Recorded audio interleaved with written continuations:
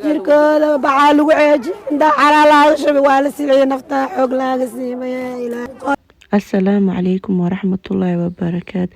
Xilligii ahayd maqrib kadib ilmahan yar ayaa hooyadod adeegsatay ayaa wadada loo galay oo si arxan daro loo dilay.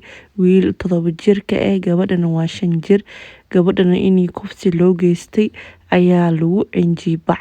Wiilkana waxaa lagu dilay caraa sankii afka loogu shubay. Bal fiiriye qofka sidaas dhan sameynay aabi dhigi aaw dareenkii. waxaa nahay si dar ilmaha midna bacaa loo dilay midna caraa loo dilay ilmaha mala day garo hadda waxaa ka sii darnaa loo gabadha waa la kufsada waana 5 jir wiilkana waa 7 jir ilmaha saqiiraha waxay kalabsadeen ma laha waa ilmo sabiyaan ah waxay kalabsadeen lama sheegi karo qoftii oo takana u dilay hooyadod loogu nixiyay. Walaahi aad baa ugu xumahay. Midda labaad waxaan dhihi rabaa Soomaaliyay dowladda aawi dowladda ilmahaas xaqooda ha u doodaan. Shilina waa tii la dilay 2 ilmood oo walaalo kale ah. Mar waliba dil ma dhacay Soomaali mise dadka naftooda waxay ka tahay sida mooska oo kale.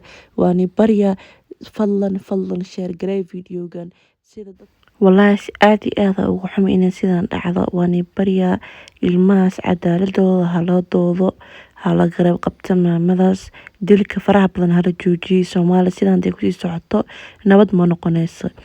fadlan dadka sidaas xun falkaas xun ku dhaqaaqayna la soo qabto booliiska ha raadiyaan iyo dowladda waxa ka codsanaa asxaabay shirgareeya sidii loo ogaado dilka xun dadka geysteen sida loo soo qabto ilmahaas ka saqiireen ayadana sabri iimaan